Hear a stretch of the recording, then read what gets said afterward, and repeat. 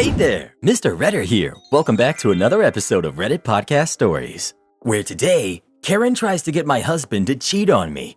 I exposed her to her husband. I, 31 female, am married to my husband, 31 male, who we'll call Scott. So Scott is AP security, secret shopper, at a big corporate store. He goes to work looking pretty fresh, smelling good, and he's a good-looking guy, so he gets compliments and whatnot, which makes him feel good, and I totally get it. They can look, but don't touch, you know? Anyways, so there's this female coworker who we'll call Karen, 37 female, and Karen is married. The other day, Karen went on her secondary Facebook she uses for online gaming and messaged my husband. It started off innocent at first, asking things like, "Is this the Scott guy from work?" And it turned into saying things like, "Hi Scotty," smiley face. He doesn't go by Scotty. And then asking for relationship advice about some other guy at work who was not her husband. So one night she messaged him, and out of the blue, she asks my husband if he would like to make $30 an hour being someone's side piece. He immediately showed me and involved me in the conversation. As the conversation continued, it became clear she was talking about herself. That totally caught me by surprise, because who does that? My husband tried to nicely tell her that that's not the way to handle things and she needs to fix her relationship. He also said some stuff that I was not at all happy with, like that he understood her frustration. This caused a fight between us, and I ended up taking it upon myself to message her and go off on her for doing that knowing that he's married. She wasn't at all remorseful and just made excuses. She acknowledged in previous texts to my husband that he has a wife, so she knew. He also immediately reported this to HR as harassment, however, they're just dragging their feet. In the meantime, she ended up approaching him again at work, asking him why he showed me, his wife, the messages. He blew her off basically and said, obviously she was going to see them, and he just didn't want it to be awkward. He told me about this, and I know it's going to be awkward no matter what, and he needs to be more clear with Karen about wanting nothing to do with this. Fast forward another week. She messaged him again at work this time. She tells him, "Come to the back room," a place where she knew there wouldn't be anyone else around. He said, "Why?" and she never answered him via text. Later that night, she walks up to him asking him to delete that last text thread. This is where he finally told her off and basically said, "This BS has to stop. I'm not dishonest with my wife and this isn't going to happen." She walked away and pretends everything is peachy the next time she sees me, smiling and trying to say hi. Here's where I may be the jerk. I don't think it's very fair to her husband to not know and just be with someone who does this kind of thing. So I Googled and found him and his phone number, and then I called him and told him the whole story. And as for me being too harsh on my husband, in their first conversation, she ended up feeling stupid and tried to backtrack and say, "Oh, I'm sorry." My husband responded with, "Don't be sorry." This is what really made me upset, because not only did he excuse her behavior, but said he understood her. I saw red. He admitted this was a poor way to handle things and is fully supportive of me being petty. Edit to add to my conversation with Karen's husband since it's getting lost in the sea of comments. Me: "Is this so-and-so?" Him: "Yes." Me: "Is your wife Karen Stupid Face?" "Yes." "Okay, Steve, you don't know me, but I think you should know this. Your wife asked my husband to be her side piece for money at work." "Really? Wow. Okay." Me: I go into detail about how I know it's his wife, her gaming profile, etc. "I'm really sorry to be the one to tell you, but I think you need to know that this is how she acts at work." "What's your husband's name?" I'd like to keep him out of this because it was her who approached him multiple times and isn't taking the hint. Again, I'm sorry. "No, thank you. I would rather know." "Good luck, Steve. Bye." "Bye. Thank you." This is the basic tone of it, with some of the words maybe being slightly different. Some further context to the situation. A friend told me that it's worth mentioning that my husband and I have a young family. Our kids are 3 years old and 8 months, and I'm extremely protective of them. This woman, in my opinion, tried to sabotage that happy family picture. Am I the jerk for hanging up on my wife when she used my words against me? I, 37 male, have been working late the last few weeks, 6 to 6:30, 7 days a week, 12-hour shifts. My wife, Elizabeth, who's 41, and I were talking a few nights ago while I was doing the dishes. I had also done the weekly grocery shopping, bathed, and put our kid to bed. Elizabeth's day was busy too. She works full-time, drops off and picks up our kid at school, had taken her to dancing. She started telling me about problems at work. I listened for a few minutes, then she started complaining about my family and their communication skills. We have a family get-together this weekend, and the plans are unclear because my family are poor communicators. I acknowledged this, then said, "Can we talk about something more positive? I want to talk with and spend time with you, but I'd like to discuss things that build me up." She stopped, stared daggers at me, and said, "That was not okay," and walked off upstairs. The next day, I was coming home early, but I hit traffic. She called when I was in the car, and we chatted. Then she said I sounded upset and asked me what's wrong. I said, "I'm aggravated because for the first time in 2 weeks, I left work after 10 hours and not 12, but I got caught in traffic, and I'm going to get home at the same time anyway." She said, "How would you feel if I said, 'Can we talk about something more positive?'" I hung up. I got home about 5 minutes later, and when I walked in the door, she said, "That was not okay." After dinner, I said, "I know you're upset, so let's discuss it now so it doesn't fester." Elizabeth said that last night she just needed to vent and needed me to listen. I said I could listen some, but I was so worn out I didn't have the capacity to listen to too much negativity. I said I know my family's communication skills are poor, but I still didn't want to hear her bash them for minutes on end. Elizabeth said it wasn't okay I hung up on her, and I was out of line. I said, "You asked me what was bothering me, then when I told you, you said, 'Can we talk about something more positive?' It felt like you baited me, then took a shot at me because you were upset about last night." She said it wasn't a shot. I'd know if she took a shot at me. She was trying to teach me empathy for another human because I'm not empathetic. I apologized for hanging up on her and said that there was a better way I could have handled that interaction by saying something like, "That felt like a shot. What was your intent?" Elizabeth said, "Why does that feel like a shot? That's a you thing. You need to work on how you take things I say. Give me the benefit of the doubt. You're the one who's taking shots at me. You always believe the worst of me." I said that I'd try to give her the benefit of the doubt in the future, but the situation felt like she was coming at me. She insists she was just trying to teach me how to have empathy. Part of me thinks this is one of those shoes not so comfortable on the other foot, but I also feel these are different. I need some help sorting through if I'm the jerk or not. Edit. Adding in the following because a lot of people have asked about it. I couldn't include it because of the character limit. The get-together this weekend is my brother's wedding. I'm standing in it, and our daughter is the flower girl. We didn't get a schedule of when we were supposed to be where until earlier this week, and we keep getting hit with last-minute additions of places to be. I've told my family that we can't be at some of them because that's too short notice and we need a break, but we will be at others. She was venting because we didn't get the schedule of when to be where until a day or two before the flight, about 5 days before the wedding, and because things kept getting added last minute. Sounds like you also have poor communication skills. Validating her for her frustration, but then changing the subject isn't really anything. You could have offered a solution like, "I'll call them up and find out what's what," but instead, you acknowledged it and then changed the subject. Then you found yourself in a frustrating situation and she called you out, and you hanging up was a tantrum because she showed you how hypocritical you were being. You're the jerk. Your family has poor communication skills? Looks like you inherited it too. You're the jerk. You're the jerk. What is it with all these men who think the world revolves around them? Your wife has issues with your sorry excuse of a family, and you're too much of a wimp to even hear it. Something more positive? Hate to break it to you, but life isn't all sunshine and rainbows. Real life sucks, and you can't hide from it. You sound like my ex. He used to say the same stuff, that I was too negative. Gee, maybe because I have nothing to be happy about. Ever thought of that, genius? I knew it was over for good when he started meditating and doing positive affirmations in the morning. I just laughed at him because I know none of that crap actually works. I told him how dumb he was for believing it, and he even asked me to attend some stupid TED Talks thing with him. Not the jerk. I will get downvoted for this like I always do, but this is why so many men from America are finding women to marry in countries like mine, where we are still kind, loving, and agreeable. If my husband were to ask me to discuss something more positive, then I would happily do so because I love him and care about him. The wife in this story just has no respect for her husband, and this seems to be an ongoing issue in countries like the US. Then you act surprised when men move abroad and start families with women like me. You say it's because they aren't strong enough for a woman like you. No, they are definitely strong. They just don't want to be married to someone who takes away from their quality of life instead of adding to it. Edit.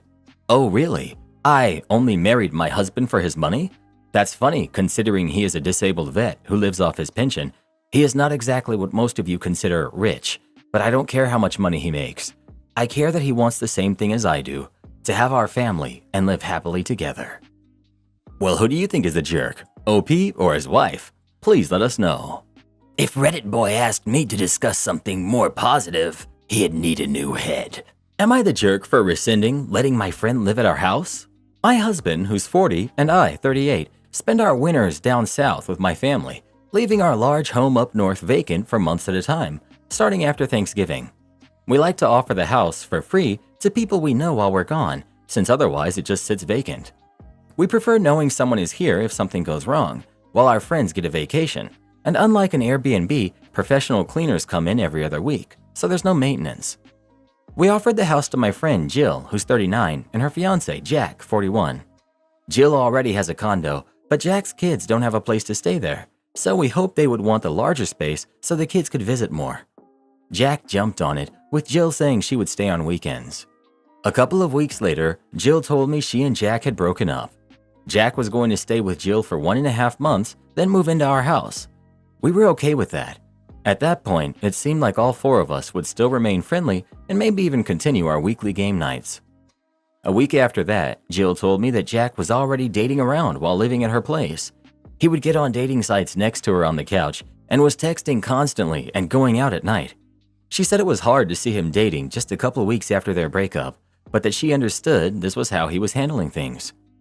A couple of weeks after that, Jill told me she no longer wanted to be included on group chats with Jack. Jack had started a relationship with another woman, and things had gotten ugly enough, Jill asked him to move out. He was living on a friend's couch and was posting pictures of this new woman on Facebook. My husband and I started to feel uncomfortable with Jack staying here. It was one thing when it was Jack, Jill, and the kids. It's another with Jack and a bunch of dates, or Jack and a new lady I've never even met. We didn't hear from Jack during this time, so everything was coming from Jill or Facebook. But Jack just didn't seem to be in the same headspace as when we spent time with him. I had concerns that he couldn't keep it together for 1.5 months to move into our place. I don't want to be judgmental of Jack's life or coping methods, but I don't feel like he's treating my friend well. We started reaching out to other people for staying at the house. Jack finally contacted us today and asked when we would give him the grand tour. I realize now that Jack could really use the place to stay more than anyone we know, and we did tell him that he could stay. But I just feel uncomfortable letting him stay here, and I feel like a bad friend to Jill, who has encouraged us not to let this interfere with our friendship with Jack, and who has said that she thinks Jack is a good guy, but immature and spiteful. Would I be the jerk telling Jack we are rescinding our offer to let him stay 3 weeks before he's supposed to? Am I wrong in assuming this would absolutely destroy any chance of friendship if or when Jack stops what seems like a middle crisis? Not the jerk. Your friendship was based mainly with Jill, and Jack received the invitation to stay incidentally because he and Jill were a unit. I completely understand your distaste for and hesitation about him now. The main reason to uninvite Jack is what the previous person stated. He's currently couch surfing, and if he's able to have stable housing at your place, he's not going to want to give it up, especially since he has kids. The length of time he stays could grant him residency, and then you'll have to go through a formal eviction process. It can open a huge can of worms for you, so you should err on the side of caution and rescind the offer to Jack. It will spare everyone what could easily turn into a nightmare. OP. Oh geez, I hadn't even considered the squatting issue. We've been doing this for years, but with closely trusted friends, like Jill level, that I'd not even considered someone taking advantage of it. Regardless of what we do, I think we need to come up with a contract. No jerks here, whatever you decide. I know it's not necessarily what the post is about, but it doesn't seem like Jack is doing anything wrong from what you've told us. Jill even said it's okay for you to remain friends with him. You shouldn't feel like you have to refuse him for Jill's sake. It seems like she's just salty that he has moved on so quickly. OP. I don't have an issue with Jack moving on at whatever speed he wishes. Jill doesn't either. She said it was painful to see him move on, but that she understands that that's how he deals with heartache, and so this was expected. When I got divorced over 10 years ago, I was very conscious of judgment that comes with moving too fast, and I still got judged. The answer is that people who still supported your ex will think any amount of time is too fast, so I try not to put that on others. The issue comes in that Jill not only offered to let him stay after their breakup long enough to get a new place, but helped to facilitate him getting 4 months of a place to live for free, vouching that he would be fine there on his own without her.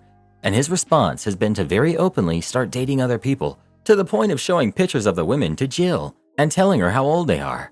I understand they're sharing a space, but if married spouses can manage to have affairs, then surely Jack can discreetly date while still living with Jill. This is a purposeful action on Jack's part, and even then, Jill continued to express disappointment with his choices but gave him a place to stay. It wasn't until Jack started to post pictures of his new girlfriend publicly that Jill asked him to leave, and even then gave him a week to find temporary housing. I wouldn't want to live with a man who is dating another woman either, and Jill has still said things to the effect that she doesn't want to make her friends choose, but that she doesn't see a friendship continuing with Jack. I'm not sure what part of that makes Jill sound salty to you. She's one of the most grounded people I know and is taking the high road at every possible opportunity. Update. First, I called Jill to have a talk with her. I told her I respected her taking the high road, but if she needed my support, we were in her corner. She updated me that Jack says he met this new woman 2 days after they've split up. I'm not sure I believe that. He started taking her out several times a week, then describing the dates to Jill. He would show Jill pictures of her, telling Jill that he was impressed he got a woman under 30. He told her that he didn't mean for it to happen so quickly, but that he's madly in love with her and that she is the one. That was the point Jill told him to move out. She said she didn't think Jack would respect a no strangers rule if we had him stay in our house, but that she wouldn't see us having him house sit us as taking sides. It was a good talk. Next, I had a long, thorough talk with my husband about both our future relationship with Jack and our needs in a house sitter. He said that Jack reminded him of my husband when he was in his 20s and that he would never let a 20-year-old me live at my house. He said he felt more comfortable just setting up blink cameras, which was the opposite goal of having a house sitter. So my husband wrote a long, polite text to Jack saying he wished Jack and his new relationship the best, but we don't feel comfortable with a stranger at our house, and that we felt like stepping back was the best idea during this breakup. Jack responded, "I understand. Thanks for the heads up." So in the end, a lot of time and energy put into a tough decision with the most blasé response ever, which is probably the best result possible. Thanks for all the advice. Am I the jerk because I let others eat my food, which contains unrefrigerated eggs? So this is extremely ridiculous, but 2 people told me I was wrong, so I'm asking here. I don't want to make this overly complicated, so I'll summarize. A person from work, Jessica, visited me at home and sat in my kitchen for some reason. Due to her observation and our conversation, she came to know that I store my eggs, like most people I know, on the shelf or the counter and not in the fridge. For some reason, she went nuts about this completely normal thing, told me I should not eat uncooled eggs ever. I told her it was fine several times, but she was really agitated about it, and it was weird. At work, we often bring in food to share, mostly cake and baked goods or salads. I brought in a potato and egg salad and put it in the kitchen for everyone. At some point, a work friend quietly told me that Jessica would tell people in the kitchen to not eat my food since she was in my house recently and saw that I do not care about food safety. Apparently, she did not explain in detail that it was about the eggs, but just about food safety in general. I explained loudly in front of everyone that the issue was that I do not put my eggs in the fridge. Colleagues laughed a little about it, since that's how most people do it, and continued to eat my salad. However, another person from work, Nicole, came up to me later and told me I should not feed others risky food without informing them, and if I wanted to take the risk of eating those eggs, it was my decision, but to not make that decision for others. I was absolutely confused. It's the first time I've heard about people freaking out about storing eggs. So, am I the jerk for using unrefrigerated eggs in other people's food? Edit. I'm from a country in Central Europe, and those eggs were from the supermarket, where they also don't put them in the fridge. My coworker is from here as well, as far as I know. She moved here from our capital city, where it's pretty international, so it's possible that A, her parents are from the States, or B, she got this idea from her international friends, but apart from this, no idea. She is no expat from North America though. Generally speaking, it's like this.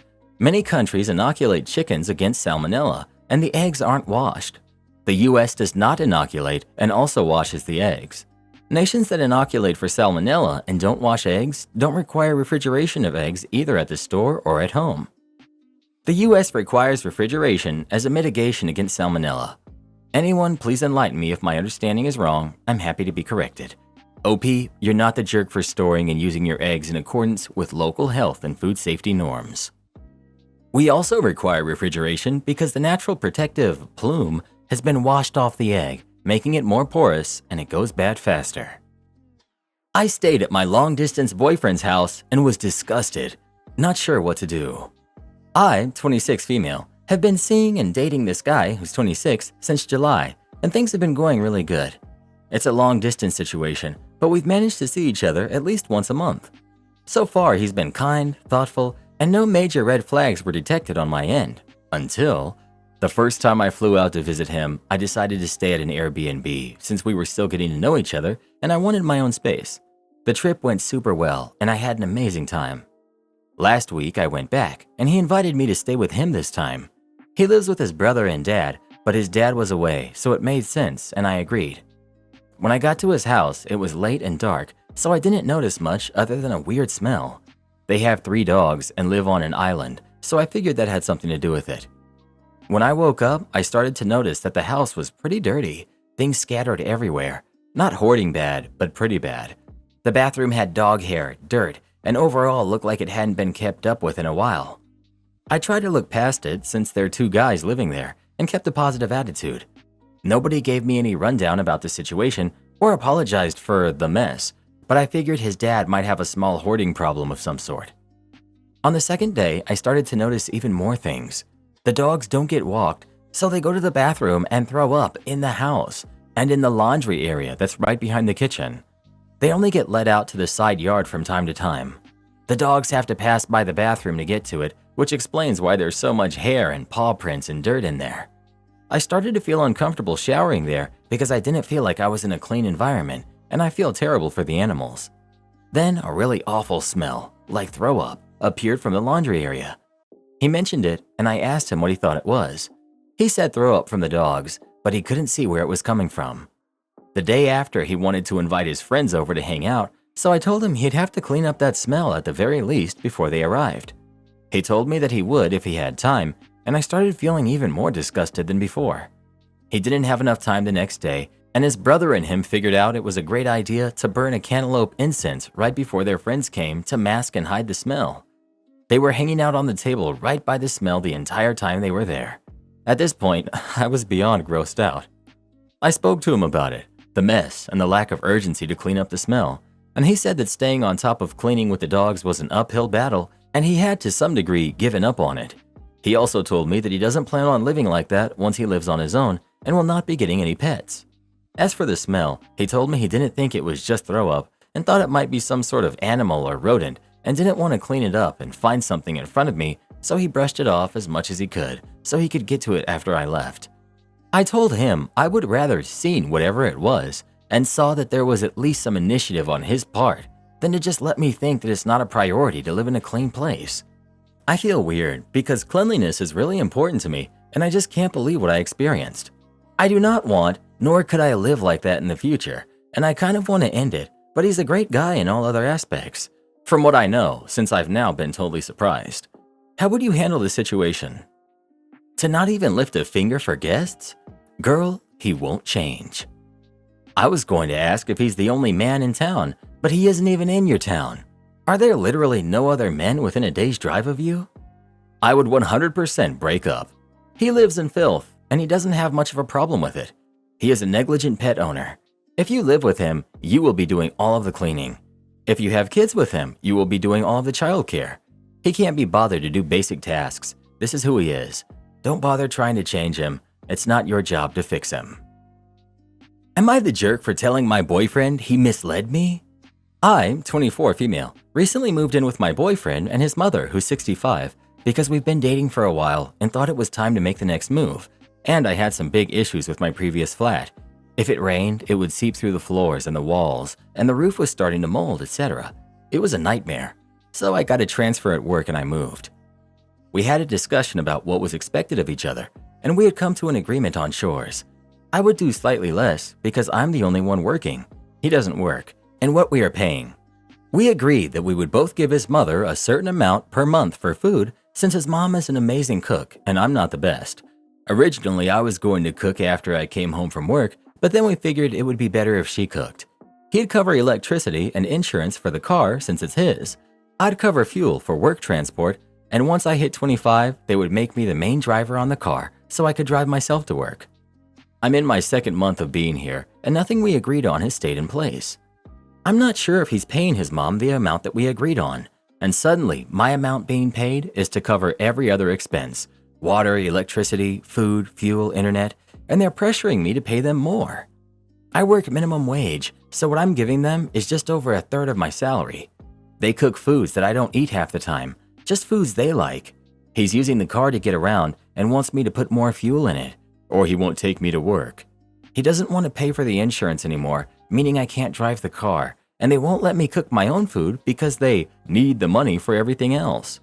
I had a talk with him and told him he was extremely misleading, because if I had been told about all these extra things in the beginning before I moved, I would have had to reconsider. Like mentioned, I work minimum wage and I'm currently paying off debts, and I'm struggling because of how much they're asking from me. This all came to light when I asked if I can cook my own food next month because I need some extra bucks in my pocket to pay for Christmas presents and into my debts. I've been slacking on them due to giving them so much, and he said I was the jerk and selfish and ungrateful. I know I probably sound entitled, but fair is fair. I was promised I could drive myself to work. I was promised a certain amount for things. Now suddenly I can't drive the car and have to ask for permission to go to the shop to get a snack, and I have to put a pause on paying my debts because they won't let me cook my own food. Am I the jerk? Not the jerk. You are being financially mistreated, and you've been seriously scammed by your so-called boyfriend. Thank goodness that you are not married to him. Pack your bags and get out of there. Hopefully you have friends or family that will let you have the couch till you can get back on your feet again. Run. Nobody should be telling you that you can't cook your own food. This is your home, and if it's not, then what are you paying for? Run. The boyfriend is 45. Shaking my head. Well, who do you think is the jerk? OP or her boyfriend and his mom? Please let us know. Moving in with a 45-year-old guy who doesn't work or have any sort of income and lives with his mom, while you're the only one who works and you're gonna pay for everything. I mean, hey, what could go wrong with that? Am I the jerk for doing what my husband's ex wants and stepping back from my stepson? I'm 29, female. My husband, who's 34, has an 8-year-old son, Luca, from a fling that he had with Shayna. My husband and Shayna are not on good terms. She and my husband were never in a relationship but agreed to co-parent. However, Shayna got into a relationship with another man who did not want Luca in his home, and she decided to stop picking up Luca when he was about 1.5. I was introduced to Luca when he was 2, and we get along great. Luca and I share a strong bond, with me taking on sort of a parental role for him, and he started calling me mommy when I got pregnant. Being financially comfortable, my husband and I tend to spoil him a lot, and his clinginess has reached a point where he checks on me in the middle of the night since I'm now pregnant. The love and indulgence extend from my in-laws to my own family. He eagerly looks forward to Fridays at my parents' place for grandma's cooking and treats and gifts from grandpa. About a year ago, Shayna pretty aggressively came and tried to take custody of Luca. We were advised to give in to her demands, which turned out to be a mistake, and she has visitation every other Sunday now. Every time he has to go to Shayna's, he kicks and screams. He just doesn't want to go, and the one time we went with him, he told Shayna that he hated her. Shayna always thought Luca claiming to me was kind of creepy, so she brought in her mystery psychologist, who suggested my family and I step back, blaming us for babying him and having zero discipline at home, even though he's totally different with us. My husband got suspicious about his conclusion, and we got our own therapist. We only had a few sessions, but she said our home situation seemed stable and loving. I was contacted by my sister's friend, who also knows Shayna. She basically said the same as the psychologist. She really went in on me and basically said it was all my fault. I just agreed with them. I'm completely done with this situation. I just don't have the energy for it anymore. I'm 38 weeks pregnant, and the baby will be here any day. I'm just done. Usually my husband and I do everything together for Luca. Against my husband's wishes, I decided to do what Shayna wanted and completely step back from Luca as a parental figure. Luca has not noticed anything and is completely fine. However, my husband, in-laws, and family are of course not happy with me. My mom literally comes to my home every day to talk to me about it. I just want to focus on having the baby and not constantly be blamed for everything I do for Luca. Am I the jerk? You're the jerk. You're Luca's mom, at least to Luca. Regardless of whatever is going on outside of your house, You made a relationship with Luca and suddenly decided to pull away for no reason? How do you think that makes Luca feel? I can only imagine how hurt he is, especially if he's as attached to you as you say he is. To further that, he is now going to see you doting on baby and feel like he's been replaced, isn't worthy, and or both, or just hurt. You're the jerk. If you were going to give up on the kid so easily, you should have never let him bond with you. As for biological mom and her friends that are saying things to you, take your financially comfortable selves back to court and get the custody agreement laid out in great detail, then stick to it. If bio mom is breaking it or communicating with you, herself or through others, take it back to court. She abandoned him, and now you have too. Jerk. Am I the jerk for calling my brother a sore, slow loser? My wife, Irene, is very fit. She likes working out and has a proper exercise regime, etc. She believes that if she feels good, she looks good, and she feels good working out, so who am I to stop her? My brother, Will, spent the latter half of last year going through a messy divorce and now needs a place to stay. Though my brother and I aren't very close, I figured he would only stay with us a couple of weeks until he got back on his feet. Will is a typical gym rat. He's always on a very strict diet, always working out and bragging about his gains. I've worked out with him a few times and he's a little obnoxious. He's always mad at you if you don't work at his pace and is always trying to correct your form. He's a pretty fit and muscular guy, but I don't like to exercise with him. Will has been pushing Irene to work out with him because, according to him, she won't be able to keep up with him. Irene mostly just shrugs him off with a laugh and tells him she would love to work out with him. Irene works out in the mornings, 3 times a week, and then does a run in the evening, but she's been busy this past week and hasn't been able to stick to her usual schedule. Will thinks that she's making excuses because she doesn't want to be embarrassed by him. Again, Irene just laughs him off. About 2 days ago, Irene and Will went on an early morning run. I didn't go with them, but the first thing I heard when Will entered the house was, "The only reason I couldn't keep up with you, Irene, is because you were sweating too much." I found this extremely comical and kind of just laughed him off. Irene rolled her eyes and went to take a shower, so I thought that the conversation would end. However, Will just kept bringing up my wife's sweat. My wife went to work and he told her, "Make sure you don't sweat through your clothes." Or when she called him in the middle of the day, he yelled, "Tell the sweaty jerk I said hi." Of course, the jerk comment aggravated me, and I told him to knock it off and stop acting like a kid. I thought that was the end of it, but he just kept going. By the end of the day, I was tired of his comments, but Irene seemed rather unfazed by him. When she served him food, he made a comment about her sweating into the food. At this point, I was at my wit's end, and I told him to stop acting like a sore, slow, referring to his running pace, loser, and eat his food. Will, of course, got angry and said the only reason he was going slower than usual was because he was distracted by my wife's unhygienic sweat. Irene looked a bit offended by this, and I told Will that I would kick him out if he made another comment like that. He's been super upset ever since. I jokingly told this story to a mutual friend, and they agreed with Will. Maybe I shouldn't be so harsh. Update: I didn't expect this amount of responses. Thank you all for the advice. I've decided to kick him out. He will be staying at a nearby hotel now. Not the jerk. Your mutual friend is a jerk too. When you're a guest, you act polite or get out. I can see why he's getting divorced if he thinks insulting the host is okay. OP: it rubbed me the wrong way when he insulted her when she was serving him. Like, why would you insult the person that made your food and is currently holding your food? We now know why the divorce happened and why it was messy. Wow, not the jerk. Won't approve my purchases? Okay, I can work with that. I was a one-man IT shop at a small manufacturer. I had been there for years.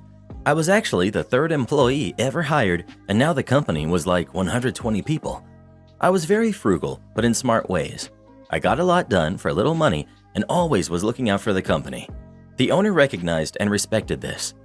Anyhow, we had gotten big enough where I didn't report to the owner anymore, and I was assigned to report to an inexperienced accountant who got her degree from some sketchy online school.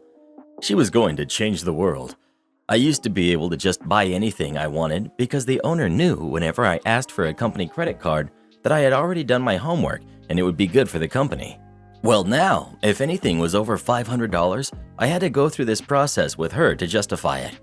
It wouldn't bug me, except that she had no real business savvy or common sense. It was just painful to me to try and explain the most obvious things to her, and she would fight it just because of power tripping or something. Example, I was trying to justify having at least one computer loaded up and ready to go as a hot spare for when someone's broke. She balked at having $1,500 sitting on a shelf unused. I tried to explain that about once a month someone's computer would break. All she could see was the $1,500 sitting unused most of the time. She couldn't understand the real cost of a broken computer, that the person could no longer do their job effectively, parts not getting ordered, jobs not getting expedited, emails not getting returned, me having to drop everything to react to this situation, overnighting in parts. The true impact cost to the company was several hundreds of dollars every month. She couldn't see that having a spare would pay for itself in half a year or so. After a half an hour of fighting over this, I had an epiphany.